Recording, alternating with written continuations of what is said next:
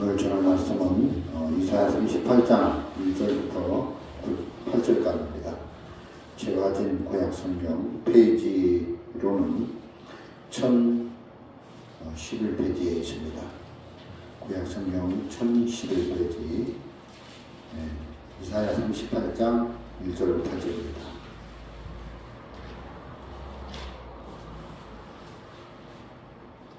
다 찾으셨으면 제가 읽어드리도록 하겠습니다. 그 즈음에 히스기야가 병들어 죽게 되니 아모스의 아들 선지자 이사야가 나와 그에게 이르되 여호와께서 이같이 말씀하시기를 너는 내 집에 유언하라. 내가 죽고 살지 못하리라 하셨나이다. 히스기야가 얼굴을 벽으로 향하고 여호와께 기도하여 가로되 여호와여 구하오노니 내가 주의 앞에서 진실과 전심으로 행하며 주의 목전에서 선하게 행한 것을 추억하옵소서 하고 심히 통곡하니 이어 여호와의 말씀이 이사야에게 임하니라.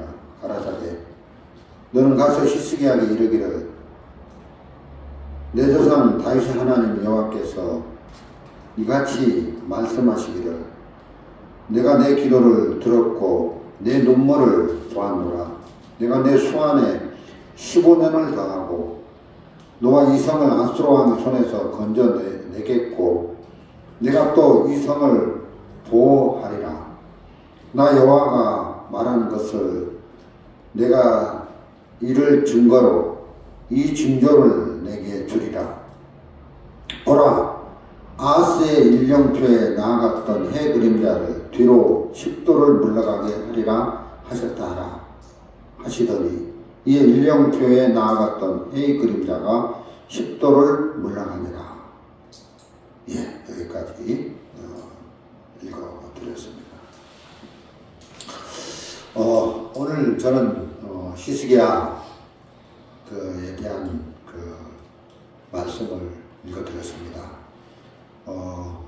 이 38장 내용이 뭐냐면은 히스기야 왕이 병들었을 때 이제 몸에 종기가 나가지고 큰 악창이 나가지고 이제 죽게 된 거예요.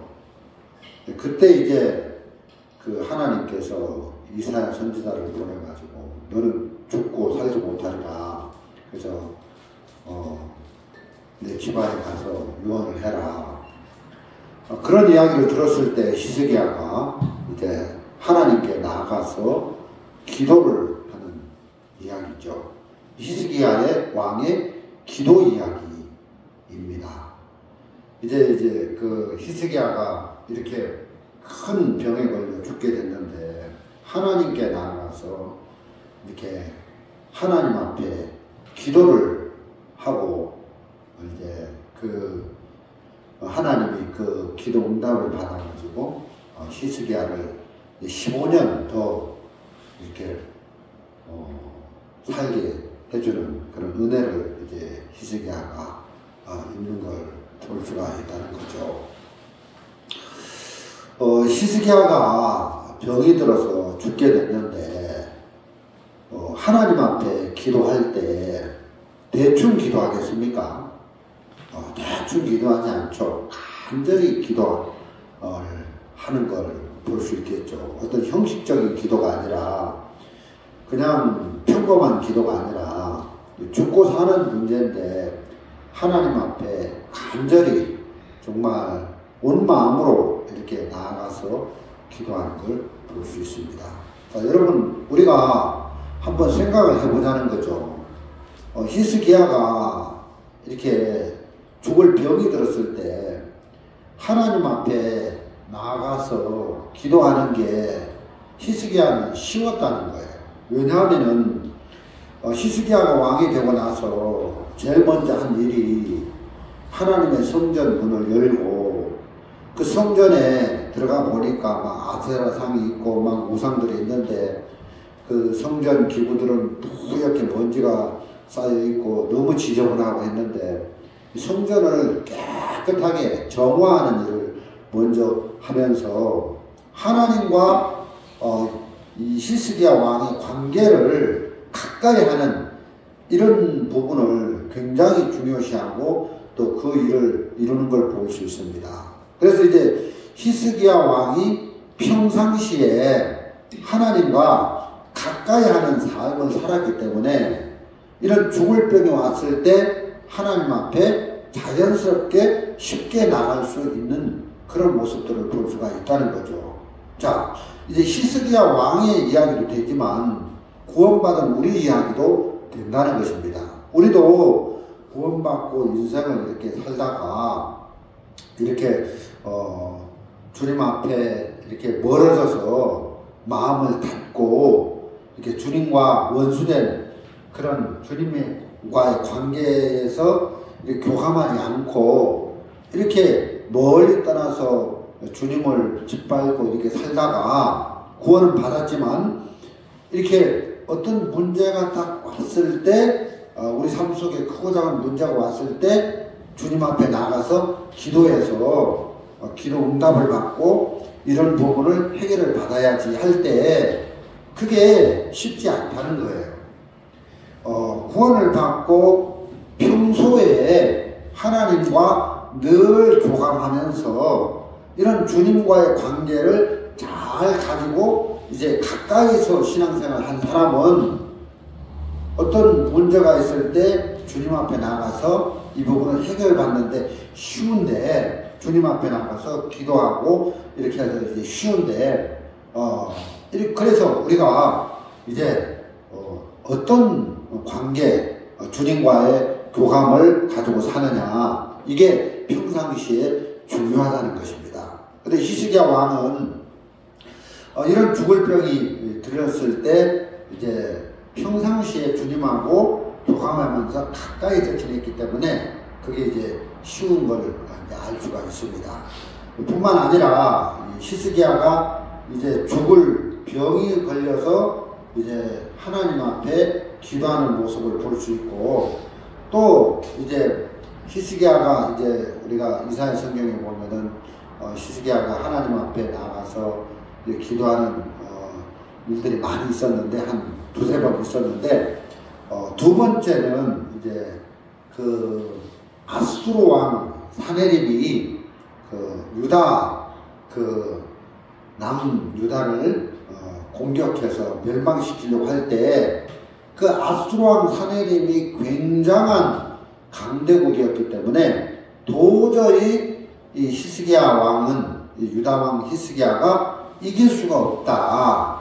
그래서 이제 하나님 앞에 나가서 간절히 또 기도하는 내용이 나옵니다. 우리 37장 14절 이사야 37장 14절 한번 보겠습니다.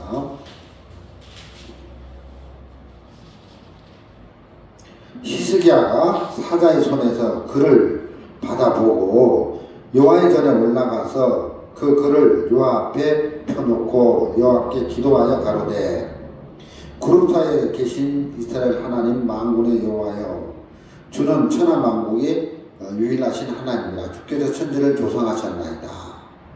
여호와여 귀를 기울여 들으시옵소서. 여호와여 눈을 또 보시옵소서. 사내림이 사자로 사시는 하나님을 회방하여 모든 말을 들으시옵소서.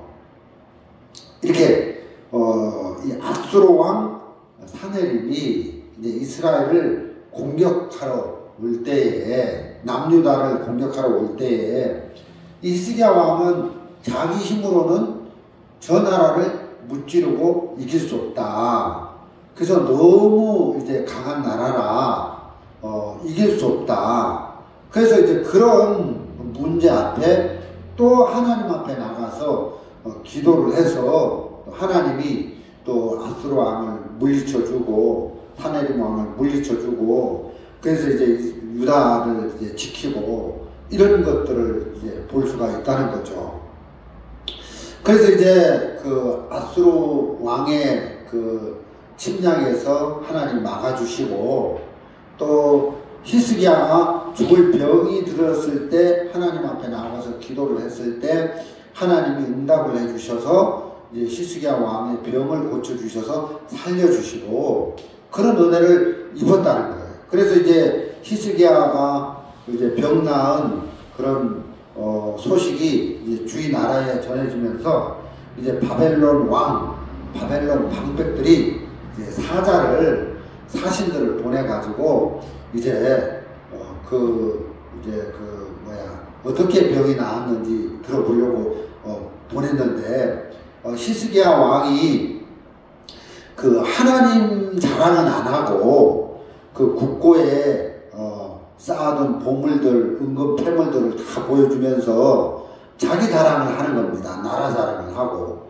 그 하나님이 이렇게 내 병을 낫게 해줬다. 하나님이 아수르 사네림 왕의 침략을 막아주셔서 우리나라가 이렇게 평안하게 됐다 하고 하나님을 자랑해야 될 것 같은데 병 낫고 전쟁 어떤 그 아수르의 침략에서 이제 그 나라가 이제 지킴을 보게 된 게 하나님 덕분인데 그 하나님 자랑을 안 하고 자기 자랑을 하는 걸 볼 수가 있습니다. 그때 하나님께서 이제 히스기야 왕 마음에 그 히스기야 왕의 교만함을 이제 깨우쳐 주는 말씀이 있는데 우리 한번 같이 보겠습니다. 역대하 32장 26절입니다. 역대하 32장 26절 자 읽어드리겠습니다. 이와 같이 여호와께서 히스기야와 예루살렘 거민을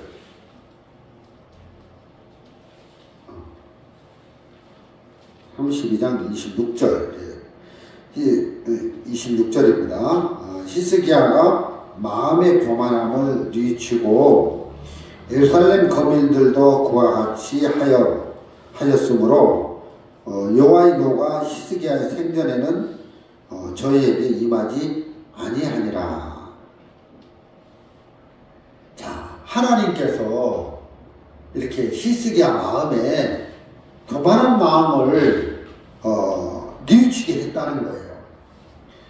여러분, 사람들이 교만해도 교만한 줄 모르고 그래서 이제 교만을 그대로 가지고 살고 또 교만함이 들어있다는 걸 알아도 뉘우치지 못하는데 히스기야는 하나님 앞에 나가서 기도하기 전에 이제 하나님 앞에 나가려고 하다 보니까 자기 모습이 보인 거예요.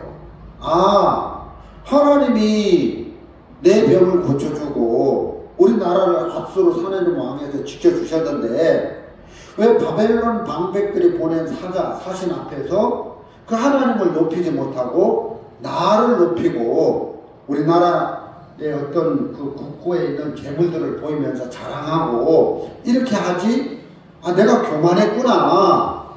그래서 하나님 앞에 기도하기 전에 하나님과의 어떤 교감, 하나님과의 어떤 관계 이런 것들을 생각하면서 하나님 나를 불편히 하시는 이런 죄를 이제 발견하게 됐다는 거예요. 그래서 교만한 마음을 발견하고 그 교만한 마음에서 뉘치고 이렇게 해서 이제 하나님 앞에 이제 나아가서 그 문제를 해결하고 이제 하나님의 기도를 드리고 하나님이 또 이제 히스기야 왕에게 기도를 응답하는 이런 모습을 볼 수가 있더라는 거죠.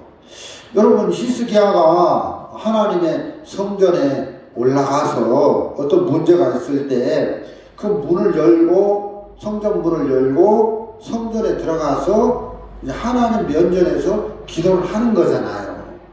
그런데 예를 들어서 성전 문이 닫혀 있다. 그럼 어떻게 엽니까? 성전 문이 닫혀 있으면 성전 안에 들어가서 하나님께 기도를 드릴 수 없잖아요.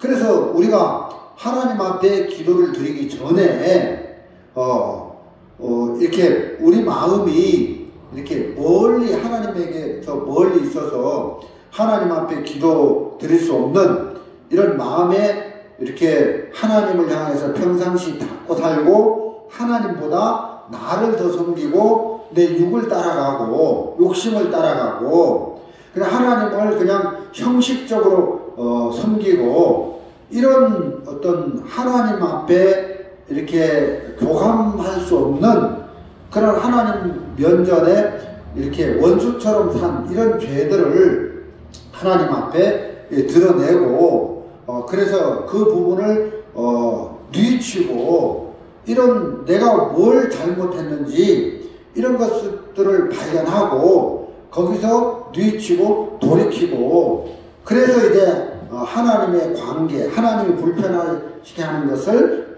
내 마음에서 제거하고 난 이후에 하나님 앞에 나가야 하나님이 우리 기도를 들어주시고 하나님이 우리의 어떤 크고 작은 문제들을 해결해 주시면서 하나님과 더불어 동행하고 또 하나님과 더불어 이제 그 동행하면서 이제 하나님의 큰 축복을 계속 받을 수 있는 이런 교감 관계가 형성이 되어야 되는데 내가 그간에 어떻게 하나님 앞에 마음을 닫고 사는지 또 하나님 앞에 나갔을 때 내 마음에 그 하나님과 교감할 수 없는 이런 어떤 죄들이 있는지 어떤 죄가 있는지 이런 것들을 이렇게 감각하지 못하고 그냥 구원만 받고 하나님과 멀리 원수처럼 담사고 살다가 어느 문제에 있어서 덜렁 하나님 앞에 나가서 기도하고 그래서 하나님 이 문제를 해결해 주십시오 하면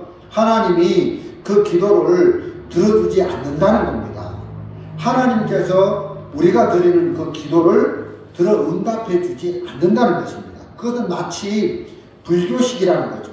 뭐 대학 입시 때가 다가오면 뭐 이렇게 많은 사람들이 그 절에 가서 막 10만원 시주하고 우리 아들 이렇게 대학 시험에 잘 붙게 해주십시오. 평상시는 막 자기 멋대로 살다가 그러면 그런 불교식 하나님이 아니라는 거예요.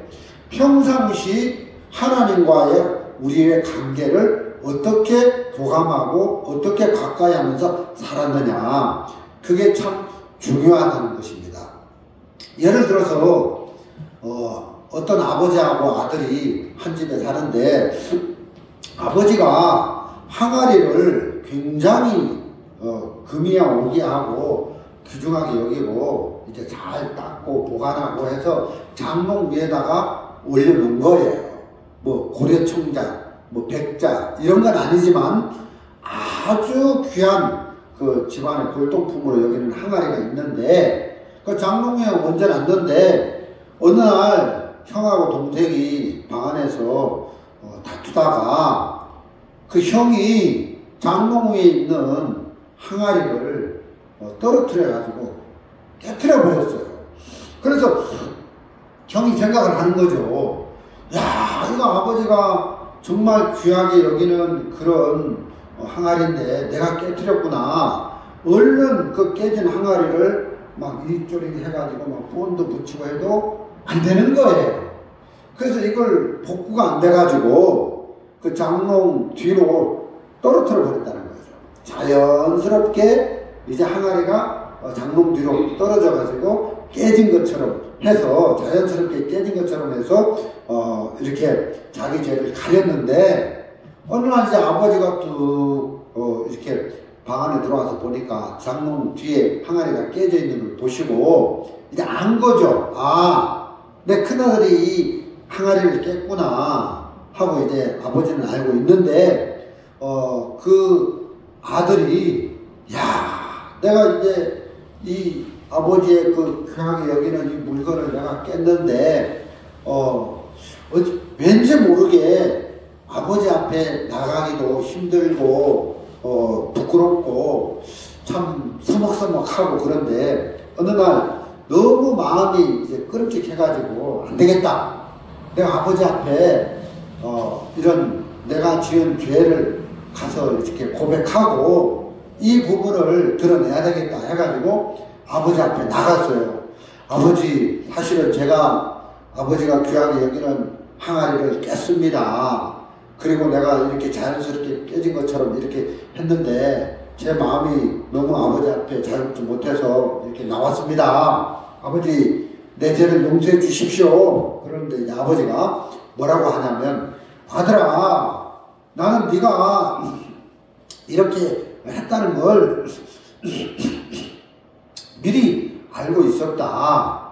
근데 내가 너한테 말을 안 한 것은 네가 그 죄를 뉘우치고 스스로 아버지 앞에 그 문제를 가지고 나오기를 원했다. 괜찮다.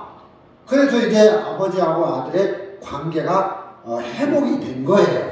자, 이처럼 부자지간에도, 아버지와 아들지간에도 어떤 잘못한 부분이 있을 때 그 부분을 해결하고 그 부분을 뉘우치고, 아, 내가 이렇게 잘못된 인간입니다, 아버지. 근데 내가 이런 죄를 지었는데 그걸 발견하고 드러내고, 그래서 이 부분을 아버지 정말 용서해 주십시오 하고 들고 나왔을 때 아버지 마음에서 그 부분이 풀어지면서 이제 아버지와 아들이 교감하고 이렇게 관계가 회복되고 흐르는 것처럼 하나님과 우리의 관계도 마찬가지라는 거예요.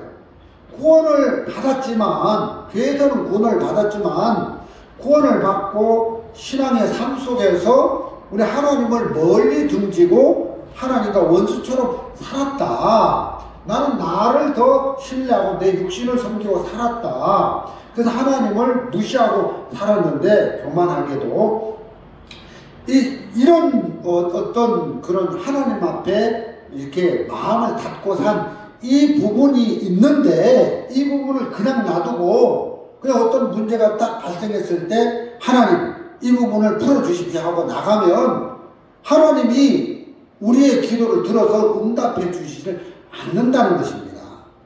여기 오늘 읽은 이 히스기야 이 어떤 기도 중에도 분명히 히스기야는 하나님의 은혜를 입어서 병도 낫고, 하나님의 은혜를 입어서 아수르 왕 사내립이 쳐들어왔을 때 하나님이 그걸 막아주셔서 그 나라를 살려줬는데, 그런 은혜를 입은 그것으로 하나님을 높이고 하나님을 자랑하는 게 아니라 교만하게 자기를 높이고 하나님 자랑을 전혀 안 하고 자기를 세웠다는 거죠.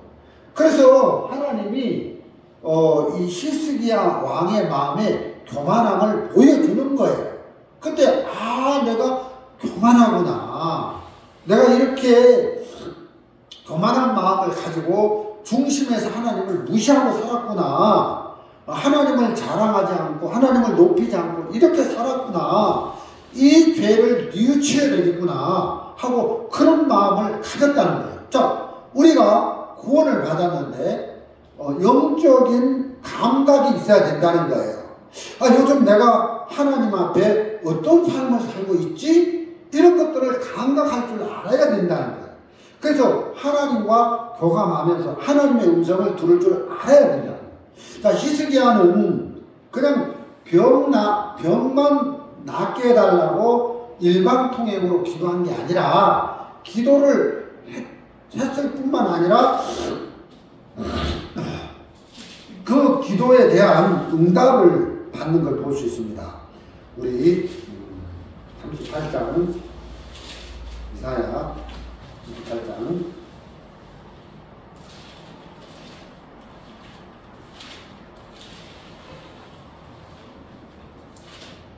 제가 감기가 걸려가지고 그렇습니다.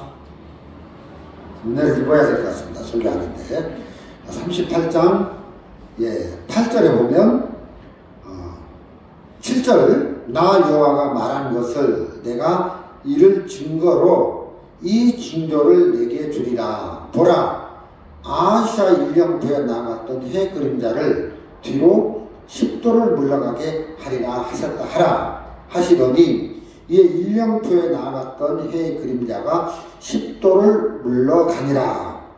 자, 그럼 히스기야는 하나님 앞에 내가 죽을 병에 걸렸는데 이 병을 낫게 해주십시오, 나를 살려주십시오 하고 자기 편에서, 내 편에서만 기도하는 게 아니라 내 편에서, 히스기야 왕 편에서도 기도했지만 또 하나님 편에서 하나님이 뭐라고 하는 음성을 들었다는 거예요.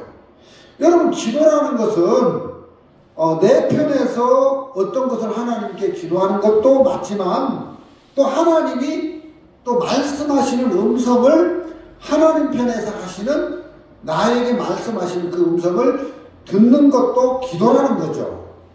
근데 오늘날 많은 종교, 특히 불교나 무슨 뭐 이슬람교나 무슨 뭐 힌두교나 모든 종교는 그냥 내 편에서 하나님 앞에 기도만 하는 거예요. 그런 기도는 잘하는데 하나님이 뭐라고 말씀하시는지는 못 듣는 거예요. 그럼 그건 일방통행이다. 그런 기도는 하나만 하자. 이런 말씀을 드리는 겁니다.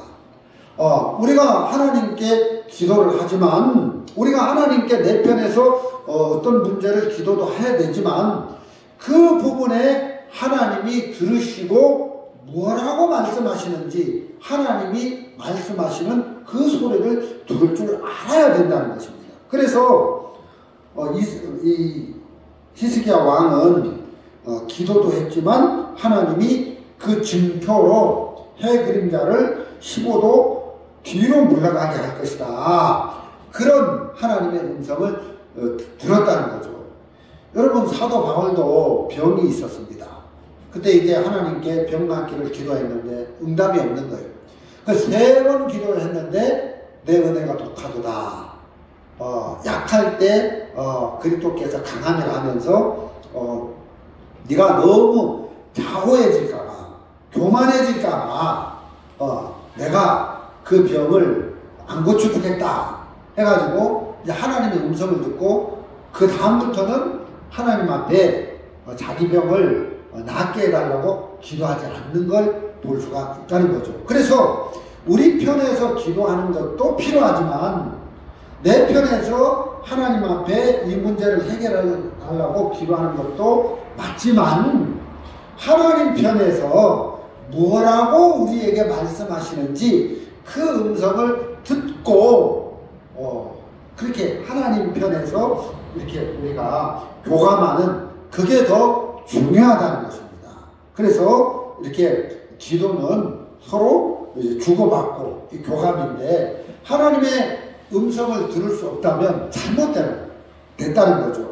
그래서 우리가 양쪽에서 이렇게 교감하는 이런 은혜가 필요하다. 하나님이 나에게 뭐라고 말씀하시는지 그 말씀을 들을 줄 알아야 된다는 거예요. 야, 황 목사, 요즘 황 목사는 교만하다. 네가 이렇게 죄를 지었다. 근데 네가 그렇게 죄를 짓고 나한테 마음을 닫고 이렇게 사는데 그 부분을 해결해라. 요즘 네 마음이 나하고 너무 멀다. 어떤 것에 빠져 산다. 세상에 빠져 산다. 너 정말 하나님만을 의지해? 아니잖아. 너는 너를 더 신뢰하고 의지하는 부분이 너무 많아. 형식적으로 나를 믿는 것 같아. 형식적으로 기도하고 형식적으로 예배하는 것 같아. 그래서 하나님이 말씀하시는 이야기를 듣고 하나님이 나에게 이런 것들을 요구하시는구나. 하나님이 이런 것들을 내가 제거하기를 바라시는구나. 내 속에 이런 악들이 있는데 하나님이 보여주시는구나. 하나님이 히스기야 마음에 교만해. 너 지금 마음이 높아. 그래서 하나님이 그걸 보여주셨을 때 그것을 그대로 받아들이고 뉘우쳤다는 것입니다.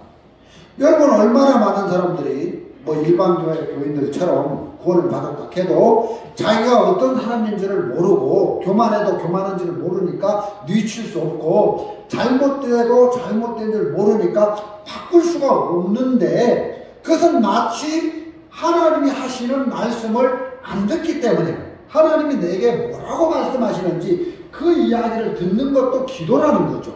근데 우리는 그냥 일반 종교에서 막 그 모슬렘에서 아침에도 기도하고 점심에도 기도하고 저녁에도 기도하고 무슨 철야 기도하고 일반교에서 또 무슨 금식 기도하고 막 하듯이 라마단 기도 막 이렇게 하고 40일 금식 기도하고 내 편에서는 막 뭐라고 기도를 잘하는데 하나님 편에서 우리에게 말씀하시는 그 소리를 듣지 못한다면 그건 아무 의미가 없다. 아무 의미가 없다. 그래서 마치 불교식으로 뭐 초파일날 뭐 법당에 가서 뭐 집안에 어떤 뭐 문제를 해결해 달라고 부처님께 기도하는데 그거는 불교식이다. 하나님은 불교식이 아니다. 그래서 우리가 평상시 하나님과 어떤 관계를 가지고 사느냐 이게 참 중요하다. 예를 들어서 내가 내 아내하고 이렇게 사는데 아내하고 이렇게 사는데 내가 어떤 여자하고 연애를 하는 거라 바람을 피는 거라. 근데 여보 난 당신의 도움을 잊고 싶어. 난 당신이 나를 안 도와주면 내가 어려워. 나 좀 도와줘. 그러면 제 아내가 뭐라고 하겠습니까? 그년하고 관계를 끊었어? 그년하고 막 욕이 나오네. 막 관계를 가지고 살면서 뭐 필요할 때마다 아내한테 와가지고 여보 이것 좀 도와줘. 내가 당신 남편이잖아. 난 당신이 도움이 필요해 하고 하면 내 아내가 내 요구를 들어주겠습니까? 안 들어준다는 거예요. 그럼 내가 아내하고 관계를 먼저 회복을 정상적으로 교감 관계를 정상적으로 돌리고 난 다음에 뭐 도움을 청한다든가 이렇게 뭐 아내의 은혜를 믿든가 할 수 있는 거잖아요. 그러려면 내가 그녀하고 관계를 끊고 나 깨끗해 여보 나 그 여자 버렸어. 이제는 완전히 청산했으니까 나에게는 당신뿐이야. 당신만이 내 아내야. 그래서 당신의 도움을 입어야 돼. 그러면 내 아내가 여보 정말 그녀하고 관계를 딱 끊었어? 하고 이제 깨끗함을 보고 이제 교감 상태를 보고 그 다음에 내 아내가 내게 이제 뭡니까 도움을 주거나 은혜를 베풀어 주거나 하는 거잖아요. 필요할 때는 아내의 도움을 입었다가 또 저녁에는 그녀한테 가서 또 잠을 자고 그러면 안 되잖아요. 그건 이렇게 이 부부 관계에 있어서 정상적인 관계가 틀어질 수밖에 없는 거잖아요. 그런 것처럼 하나님과 우리의 관계도 그렇다. 기도를 드리기 전에 하나님과 우리의 관계, 어떤 교감의 관계가 정상적으로 가까워지고 하나님이 싫어하는 마음을 내가 갖고 있다면 그런 것들을 다 끊고 또 버리고 내 마음을 깨끗하게 정화시키고 이렇게 해서 하나님 앞에 섰을 때 하나님이 불편함이 없도록 해야 하나님으로부터 어떤 기도 응답도 받고 하나님으로부터 어떤 음성도 받고 이런 관계가 되는 것이지 은혜를 입을 수 있는 것이지 그냥 뭐 덮어놓고 하나님께 기도한다고 되는 게 아니다. 그런 말씀을 전해드리는 것입니다. 여러분 그래서 이렇게 우리가 마음에 하나님과의 교감에서 이렇게 불편한 마음들을 가지고 있는 부분들을 이렇게 정리하고 또 깨끗이 정할 필요가 있다. 마치 히스기야 왕이 성전 안에 들어가서 성전 문을 열고 성전 안에 들어가서 하나님 앞에 나아가서 기도를 하려고 하는데 어떤 문제 때문에 성전 안이 막 그냥 뭡니까 떡상이나 향단이나 등대나 법회만 있어야 되는데 그 안에 막 우상들이 있고 막 아세라상이 있고 바알 신상이 있고 막 그러면 그리고 막 어떤 데는 막 그 떡상이 막 쓰러져 있고 어떤 데는 막 그 법회 그 금맥기가 막 다 벗겨져 있고 그 먼지가 뿌옇게 쌓여 있고 그러면 안 되잖아요. 그래서 이제 그 안에 성전 안에 있는 우상들을 다 제거하고 성전 지성소 안에 있어야 될 떡상과 어떤 뭐 향단 이런 거 외에는 다 깨끗이 하고 이 성전을 정화하고 난 다음에 가야 하나님과 기도의 교감이 형성되는 것처럼 우리 마음에 뭐 하나님이 불편히 여기는 마음을 가득 채우거나 가지고 있으면서 하나님 앞에 어떤 문제 있을 때 나가서 이렇게 기도한다고 하나님이 들어주실 리가 있냐? 절대 들어주지 않는다는 것입니다. 그것은 불가능한 일이다. 이런 말씀을 드리는 겁니다.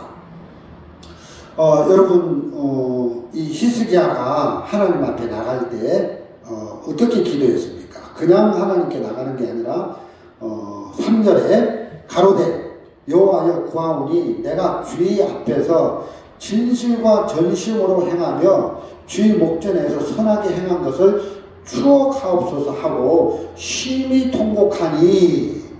그러면 이제 히스기야는 하나님 앞에 나갈 때 하나님께 기도할 때 어떻게 기도를 하냐?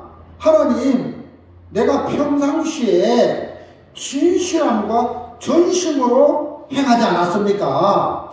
주의 목전에서 선하게 행한 것을 추억하옵소서. 주의 목전에서 내가 율법을 지키고 뭐 깨끗이 살고 이렇게 율법을 어기지 않고 이렇게 살았습니다.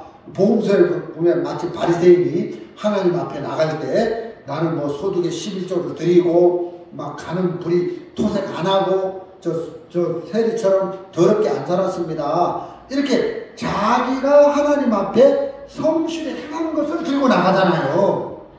여러분, 이 히스기야 왕도 자기가 하나님 앞에 율법을 지키고 선하게 산 것을, 진실하게 산 것을, 자기 마음으로 진실하게 산 것을 들고 나갔다는 거예요. 여러분, 이 히스기야 왕 시대 때는 구약 시대입니다. 구약 시대는 율법을 행한 것을 들고 나갔어요. 그래서 자기가 하나님을 섬긴 것, 하나님 앞에 신실하게 산 것을 들고 나갔습니다. 그러나 지금은 이 복음 시대입니다. 교회 시대입니다. 지금은 구약 시대가 아니고 신약 복음 시대라는 거예요. 그럼 복음 시대는 어떻게 하나님 앞에 나가야 됩니까? 하나님, 제가 한평생 복음을 위해서 이렇게 희생하지 않았습니까? 제가 우리 아이들을 아프리카에 막 7살, 8살, 9살 될 때 그 수도 전기도 안 나온 그 오지에 날아가서 촛불로 불키고 가스로 밥해 먹지 않고 이렇게 스스로 밥해 먹으면서 복음을 전하고 하나님을 섬겼는데 제가 요즘 허리가 아픕니다. 요즘 다리에 힘이 없어서 못 걷겠습니다. 주님, 내가 이 병 때문에 기도 드리는데 주님 이 병 고쳐주십시오. 그러면 주님이 안 들어주신다는 거예요. 우리가 막 열심히 복음을 위해서 수고하고 열심히 막 봉사하고 주님을 위해서 그런 걸 들고 나가야 되는 게 아니라 어떻게 나가야 됩니까? 주님, 저는 참 더럽고 추하고 악하게 살았습니다.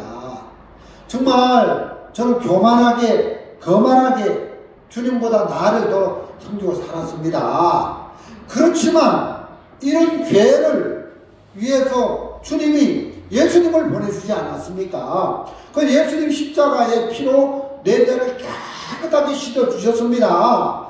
그래서 십자가의 공로로, 예수님의 공로를 의지해서, 십자가에 더 흘리신 예수님의 보혈의 공로를 의지해서 하나님 앞에 나가면 그 예수님의 공로를 보시고 예수님을 보시고 은혜를 베풀어 주신다는 것입니다. 그래서 이 교회 시대, 이 신약 시대, 복음 시대에는 예수님을 보시고 우리에게 은혜를 베풀어 주시는 것이지, 우리의 잘난 행위, 내가 뭐 복음을 위해서 열심히 산 그런 공로를 보고, 우리의 행위, 우리의 공로를 보고 벽을 고쳐주거나 문제에서 우리를 바꿔주거나 하는 게 아니라는 것입니다.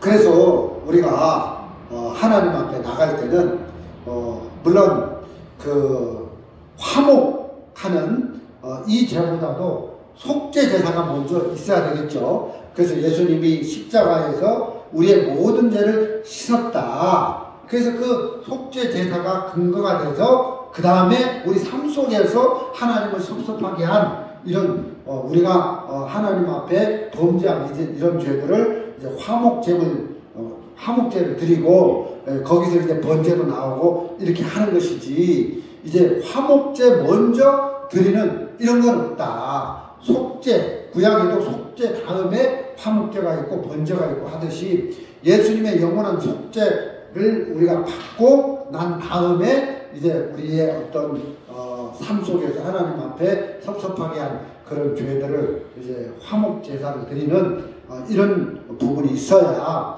하나님께서 우리의 크고 작은 문제들을 해결해 주시면서 응답해 주셔서 우리가 이렇게 큰 주의 은혜와 축복을 입는 삶을 살 수가 있다.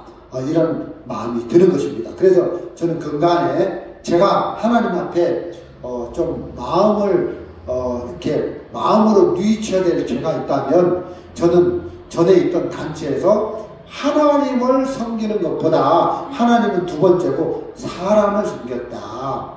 사람을 섬겼다. 왜? 그 조직에서는 그 사람에게 잘 보여야 내가 이렇게 연수원도 안 가고 또 승승장구할 수 있기 때문에 사람을 섬겼다. 근데 성경에서는 사람은 다 거짓되다. 참되신 분은 하나님밖에 없다.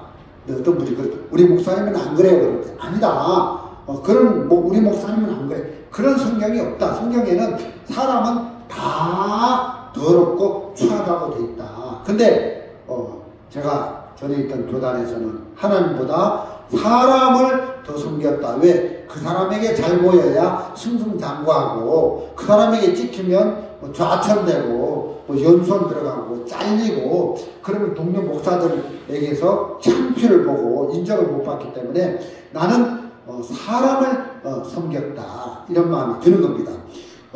그래서 정말 그 교단에서 나온 다음에는 사람을 섬기지 않고 주님만 이렇게 섬길 수 있도록 주님이 이렇게 은혜를 베풀어 주시는데, 그 부분이 너무 감사한 거죠. 그래서 우리가 예배서에 보면 성령을 근심케 하지 말라 이런 말이 있습니다. 하나님의 성령을 근심시킨다. 그 말이 무슨 말입니까? 우리가 하나님보다 하나님 아닌 것을 더 사랑하고 하나님보다 하나님 아닌 것을 더 따라가면 그게 성령을 근심시키는 일이 된다는 거죠. 그래서 참 하나님 아닌 사람을 더 섬기고 하나님 아닌 사람을 더 높이고 사람 앞에 아부하고 그런 삶을 살았는데, 그게 이제 성령을 근심시킨 죄가 됐다. 이런 마음이 드는 겁니다. 마치 호세아 12장에 보면 12장 12절에 우리 한번 보겠습니다. 호세아 12장 12절입니다. 옛적에 야곱이 아람들로 도망하였으며 이스라엘이 아내 얻기 위하여 사람을 섬기며 아내 얻기 위하여 양을 쳤고, 여러분 이 이스라엘 야곱이 아내를 얻으려고 사람을 섬겼다는 거예요. 그 외삼촌 나반을 섬겼다는 거예요. 품삯을 막 몇 번 쓰기나 막 어기고 그랬는데, 이 야곱이 외삼촌 나반 사람을 섬기느라고 그 외삼촌 나반이 잘못해도 그 잘못됐다는 소리를 못하는 거예요. 갑질을 해도 못하는 거예요. 왜? 사람을 섬기니까. 양을 얻어서 아내를 얻으려고 사람을 섬겼다는 거죠. 여러분 우리가 그렇잖아요. 회사에 가서 이렇게 회사 직장생활 하는 것도 어떻게 보면 사람을 섬기는 거잖아요. 그래서 그 사람이 갑질을 하고 잘못해도 따지거나 이렇게 못하잖아요. 왜? 잘리니까.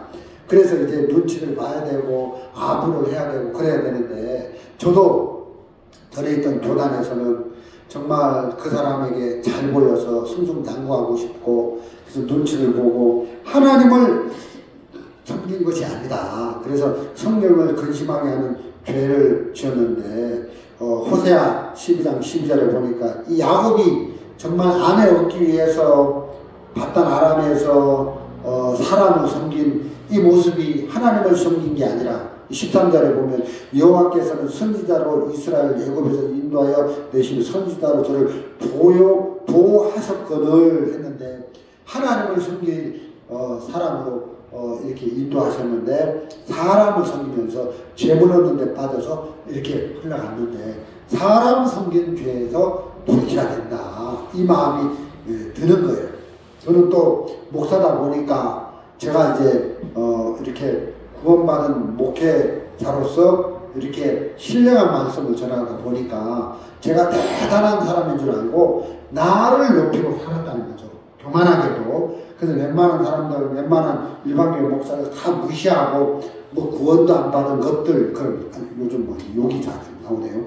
막 하면서 이제 욕하고 막 이렇게 살았는데,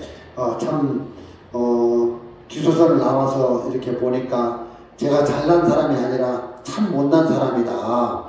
진짜 여기 있는 분들보다 제가 훨씬 못난 사람이다. 허리가 아파서 일도 못하고, 또 다리가 너무 아파서 계단 오르지도 못하고, 정말 천하에 쓸모없는 나같이 이렇게 무능한 인간이 있나, 이런 마음이 들어지는데, 정말 다른 사람들이 너무 귀하다, 이런 마음이 들어지고 그렇습니다.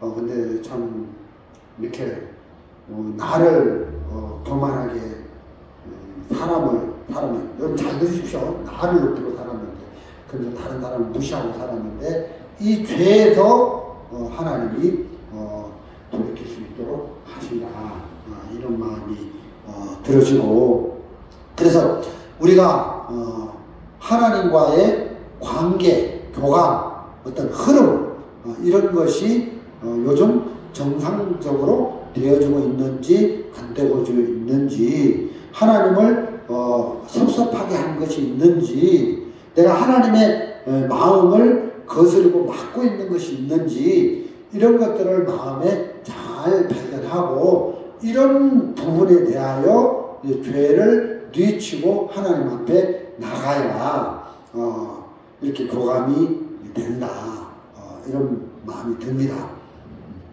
예를 들어서 제가 이제 그 닭 농사를 취미로 좀 갔는데, 그러면 한 번씩 닭장에 가보잖아요. 그 닭장에 가서 닭 사료가 떨어졌는지 안 떨어졌는지, 그리고 닭들의 건강한지 안 한지 건강 상태도 보잖아요.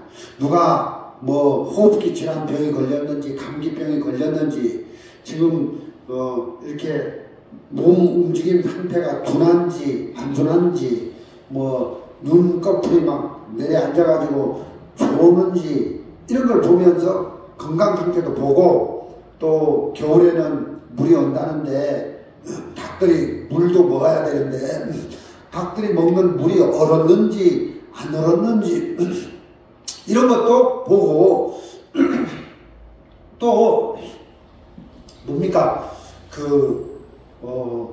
닭장 상태도 보고, 진짜 뭐 야생 못된 짐승들이 침범할 수 있도록 뭐 이렇게 구멍이 뚫렸는지, 뭐 닭장이 허술했는지, 그런 보수도 하고, 이런 걸 알아야 닭 농사를 지을 수 있는 것이지, 그냥 묵대쳐 놓고 그런 걸 무시하고 닭 농사를 지을 수 없는 것처럼, 우리가 하나님하고 나와의 관계에서도 이렇게 무턱대고 관계가 되어지는 게 아니라, 요즘 내가 하나님하고 가까운 삶을 살고 있는지 먼 삶을 살고 있는지, 요즘 내가 하나님하고 마음을 닫았는지 마음을 열었는지, 요즘 나를 높이 세우고 세상에 빠져서 욕망에 빠져서 사는지, 육신을 섬기고 사는지, 정말 복음을 섬기고 사는지, 이런 것들을 교감하려면 알아야 된다는 거예요. 그래서 내가 요즘 마음이 높구나 하면 뉘치고, 하나님을 섭섭하게 하는 어떤 욕망이 이끌리고 있구나 하면 욕망을 사그리고, 그래서 버릴 건 버리고 낮출 건 낮추고, 이렇게 하나님 앞에 이렇게 겸비한 마음을 가질 수밖에 없도록 이렇게 마음을 항복시켜주고 굴복시켜주는 이런 것들을 보고, 이렇게 제가 할 건 제가 하고 해야 된다는 거예요. 닭장에 살쾡이가 들어왔구나. 그럼 끄집어내서 제거해야 된다는 거예요. 그러니까 하나님 앞에 교만한 내 마음을 마귀가 넣었구나. 그럼 끄집어내서 제거하고, 아, 이런 것들은 베어내야 될 거구나 하고 딱 베어내고, 아, 이런 것들은 잘 살펴야 되겠구나 하고, 이렇게 그런 것들이 있어야 이렇게 하나님하고 이렇게 정상적인 관계를 가질 수가 있다는 것입니다. 그래서 이렇게 덮어놓고 우리가 이렇게 살아서는 안 된다. 이런 말씀을 드리고, 이사야 59장 1절 한번 보겠습니다. 이사야 59장 1절입니다.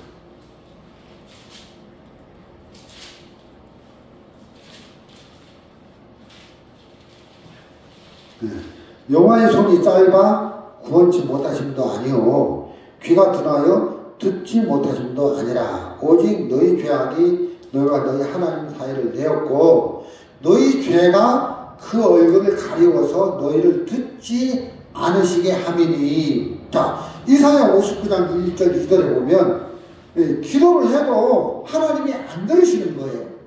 그 기도를 해도 하나님이 안 들으시는데 기도를 하나님께 기도한다고 하나님 들으실 거라고 생각하는데 그건 착각이라는 거죠. 왜 하나님이 우리가 드리는 기도, 오늘날 많은 종교인들이 드리는 기도를 안 들으시느냐? 죄 때문이라는 거예요. 그래서 물론 뭐 이 죄가 우리가 죄사함을 받고 나서 이제 죄사함 받을 때 이 죄가 있어서 이제 죄사함을 받아야 된다. 물론 죄사함을 받고 이 죄가 해결돼서 하나님과 교감할 수도 있지만 구원을 받고 죄사함 받고 난 이후에 또 우리가 삶 속에서 죄를 범한다는 거예요. 그 죄를 지었을 때도 하나님이 우리를 듣지 않으신다. 그래서 죄사함 받기 전에 지은 죄사함을 통해서 해결했던 것처럼 우리가 삶 속에서 짓는 죄도 하나님 앞에 해결을 해야 된다는 거예요. 그걸 어떻게 해결하냐? 그걸 하나님 앞에 인정을 하고 뉘우치는 거예요. 그러면 하나님이 죽을 때 보혈로 그 죄를 씻어주셔서 우리가 화목제 되신 예수님, 속죄제물이 되신 예수님으로 그 죄를 해결하고 하나님 앞에 설 수 있는 것이지, 그런 걸 해결하는 것 없이 하나님 앞에 우리가 설 수 없다. 하나님이 우리의 기도를 들어준다, 해줄 수 없다.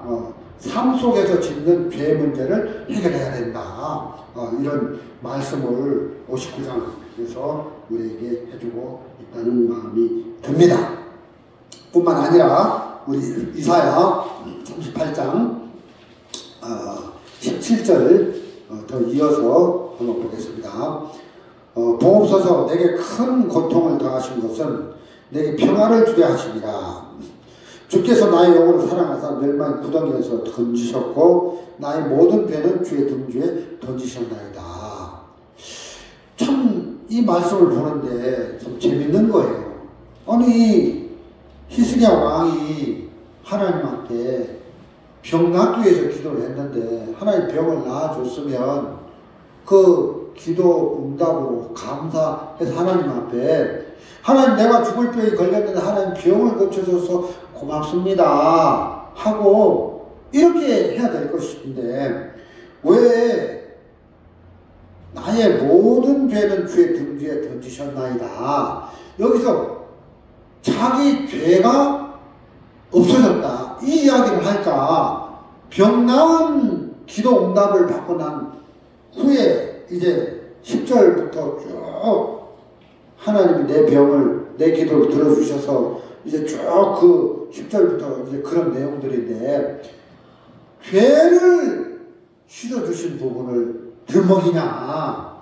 자, 그 이유는 여러분 우리가 하나님 앞에 어떤 문제가 있을 때 들고 나가서 기도해서 해결을 보고 싶은데 마음에 죄가 있으면 마음이 어두우면 하나님 앞에 가까이 갈 수가 없는 거예요. 그래서 병을 낫는 이 기도 응답보다도 죄가 씻어져서 마음의 어둠이 거쳐져야 하나님과 우리의 관계가 하나가 회복이 돼서 그 다음에 어떤 기도를 들으시고 병을 고쳐주시고 은혜를 입을 수 있는 거예요. 그러니까 우리 조상 아담이 하나님 앞에 범죄를 해서 죄를 짓고 나니까 하나님과의 동행하는 이런 더불어 이렇게 동행하는 이 관계가 끊어졌다는 것입니다. 하나님에게서 끊어졌기 때문에 그 이후에는 아담이 어떤 문제가 있어도 하나님 앞에 나가서 은혜를 입을 수 없는데, 그래서 이 죄의 문제를 해결해야만 그 다음에 어떤 문제도 기도를 해서 하나님이 그 기도를 들으시고 풀어줄 수 있는 이런 관계가 되기 때문에 이사야 38장 17절에서 히스기야가 병이 낫고 나서 내게 큰 고통을 더하신 것은 주께서 내 영혼을 사랑하사 내 모든 죄를 주의 등 뒤에 던지셨나이다. 그래서 히스기야는 예수님이 그 히스기야의 모든 죄를 짊어지고 십자가에 못 박혀 죽으시는, 앞으로 죽으실 그 내 모든 죄를 짊어지고 죽으실 그 예수님의 공로로 제가 씻어진 이런 은혜를, 죄사함의 은혜를 입었다는 것입니다. 그래서 우리도 마찬가지로 우리의 모든 죄를 씻어주신 예수님의 공로를 의지해서 하나님 앞에 나가서 기도를 하면 우리가 정말 은혜를 입을 수 있고, 정말 속죄제 되신 예수님, 또 화목제물이 되신 예수님, 그 공로를 의지해서 우리가 삶 속에서 무슨 죄를 지었든지 그것도 화목제 되신 예수님의 피의 공로로 우리가 하나님 앞에 나갈 수 있다. 그래서 무조건 무택도가 나가는 것이 아니라 이런 마음으로 하나님 앞에 나가서 은혜를 입으시길 바라고, 또 여기 보면 내게 큰 고통을 당하신 것은 내게 평안을 주려 하시니라. 주께서 나의 영혼을 사랑하셨다. 자, 육신을 사랑한 게 아니라 히스기야의 영혼을 사랑하셔서 큰 고통을 주셨다. 자, 우리는 우리 영혼이 육에 다 초점이 맞춰져 있는 거예요. 범죄한 영혼이 죽으셔야 하는데, 범죄를 하고 나서 영혼이 하나님에게서 끊어져서 이제 하나님과 더불어 동행하는 삶이 끊어져서 이제 이 영혼이 우리 몸을 중심으로 육신을 섬기는, 나를 섬기는 쪽으로, 그래서 이 범죄하고 죽은 이 영혼이 육을 따라갔는데, 하나님은 이제 히스기야의 큰 육체의 재앙과 같은 질병을 허락하셔서 그 영혼을 사랑하는 쪽으로 끌어갔다는 거예요. 그래서 마치 요한일서에 내 영혼이 잘된 것 같이 네가 범사에 잘도 강건하기를 바라노라 했는데, 그래서 우리 어떤 영혼이 하나님을 향하고 하나님 쪽으로 초점을 맞추고 영혼에 초점을 맞추고 살아야지 육에 초점을 맞추고 사는 게 아니다. 그래서 방향을 바꿔야 된다. 그래서 우리가 하나님 앞에 어떤 교감할 때 제일 먼저 나는 지금까지 영혼에 초점을 맞추고 한 게 아니라 육을 위해서 살았습니다. 한평생이 썩어질 이 세상에 빠져서 살았습니다. 이 세상 아무것도 아니고 육 아무것도 아닌데 그 없어질 것에 종로로 타면서 살았습니다. 영혼을 위하시는 그 하나님을 섬기는 거기에 이제 마음을 바꾸겠습니다 하고, 우리가 하나님을 향해서 이제 마음을 옮기면, 육을 향하던 마음이 하나님 쪽으로 마음을 바꾸면 하나님과 우리의 마음이 교감이 되면서, 우리의 영혼이 교감이 되면서 더 큰 은혜를 얻게 됩니다. 이런 말씀을 전해드리면서 오늘 말씀을 여기까지 전해드리도록 하겠습니다.